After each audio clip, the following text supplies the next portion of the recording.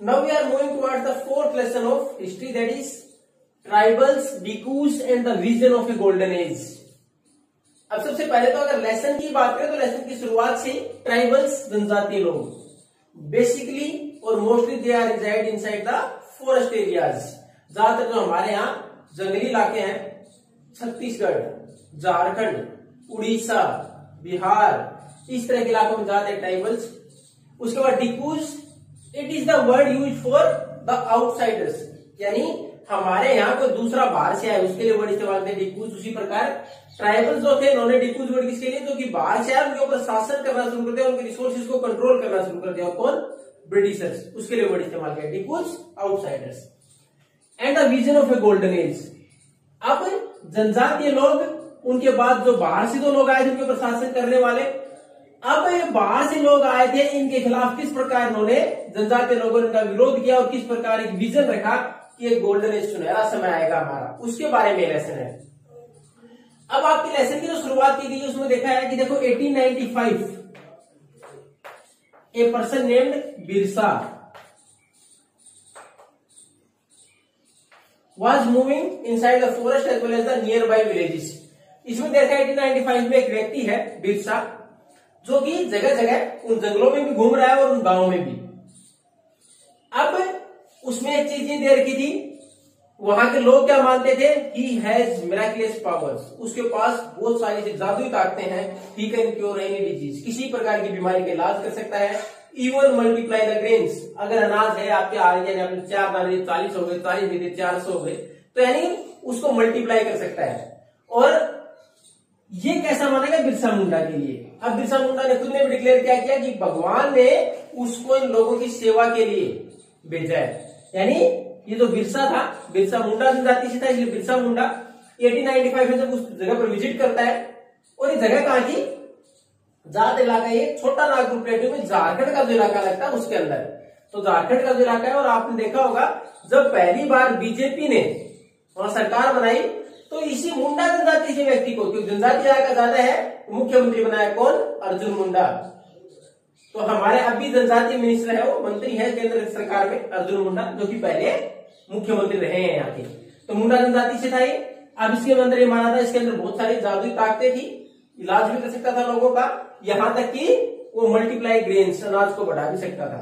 अब उसने खुद भी डिक्लेयर किया कि भगवान ने लोगों की सेवा के लिए, सुरक्षा के लिए भेजा है उसको। इस प्रकार उसके बहुत सारे फॉलोअर्स बने, बहुत सारे फॉलोअर्स के समर्थक, उसको मानने वाले लोग। अब वो कहां का था, बेसिकली तो मुंडा जनजाति से था, मुंडा जनजाति में उसका जन्म हुआ था, लेकिन उसके साथ साथ जो सांताल्स, वहां दूसरी जनजातियां थी, यानी वो खुद तो किससे था, मुंडा, ये ट्राइब है, वहां की जनजाति है, उसके साथ साथ और जो जनजातियां थी वहां, जैसे सांताल्स, और एक और है ओरोन्स, इस जनजाति के लोग भी बिरसा मुंडा के फॉलोअर बने। क्यों बने? अब इसमें देखो एक चीज कॉमन क्या थी कि सारे परेशान किससे थे, द डिकूज आउटसाइडर, आउटसाइडर कौन, ब्रिटिशर्स। जो ब्रिटिशर्स थे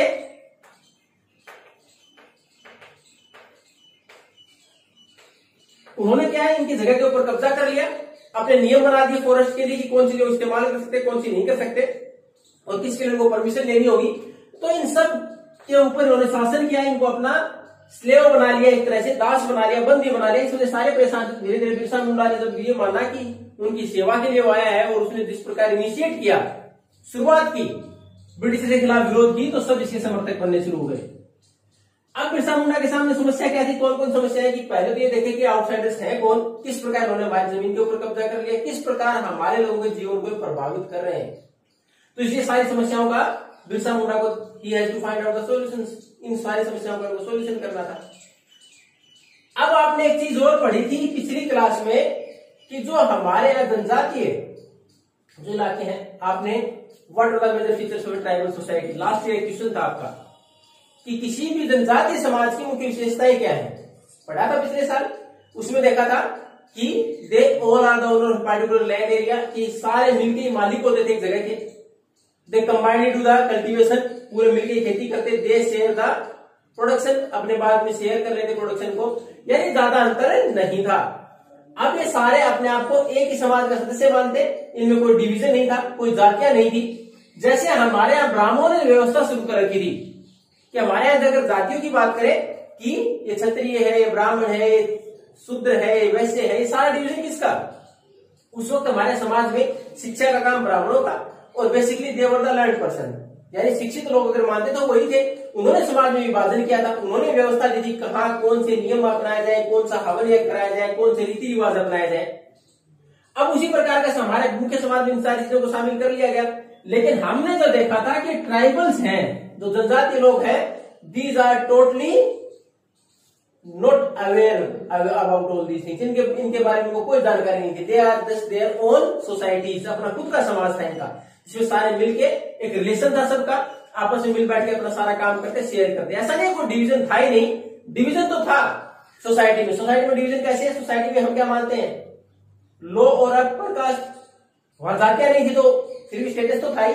स्टेटस किस प्रकार था कि वहां भी कोई ना कोई someone is there to lead them, कोई ना कोई उनको आगे लीड करने के लिए कोई व्यक्ति होता है जिसको वो सरदार मान लेते, तो कहीं ना कहीं उसको तो बेसिक फैसिलिटी दोनों से ज्यादा नहीं होगी। तो ऐसा नहीं था उस समाज में बिल्कुल भी कोई डिवीजन नहीं था। डिवीजन तो था but not at a large scale which is inside our Indian Hindu society on the basis of caste. जैसा हमारे समाज में जाति के नाम था वैसा नहीं था, लेकिन यहाँ डिवीजन था, लेकिन बहुत कम अंतर था इनमें आपस में। ये सारा हमारे पास। अब उसके बाद क्या कुछ प्रयास किए गए जनजातीय लोगों के द्वारा अपनी स्थिति को सुधारने के लिए, किस प्रकार उन्होंने ब्रिटिशर्स का विरोध किया, इन सारी चीजों के we are going to continue the next class. इसमें हम केवल जस्ट एट इंट्रोडक्टरी पार्ट हमने केवल इंट्रोड्यूस किया कि जनजातीय लोग डिफ्यूज फॉरनर, या जो हमारे बाहर से आउटसाइडर्स के लिए इस्तेमाल किया गया। और एक महत्वपूर्ण फीचर, एक महत्वपूर्ण व्यक्ति जिसने इस विरोध की शुरुआत की, बिरसा मुंडा, जिसको ये माना गया कि उसको बहुत सारा चमत्कार आते थे, जिसमें कि वो अनाज को मल्टीप्लाई भी कर सकता था, लोगों का इलाज भी कर सकता था। और इसमें एक चीज और, ये थोड़ा पढ़ा लिखा भी था, क्रिश्चियन मिशनरीज उनके साथ रहा, इसने शिक्षा भी ग्रहण की थी, और इसने किस प्रकार इस विरोध को आगे बढ़ाया और बाकी जनजातियां कैसे इसके साथ जुड़ गई और किस प्रकार के खिलाफ एक बड़े आंदोलन की शुरुआत हुई। We are going to continue in the next class. Thank you and have a nice day.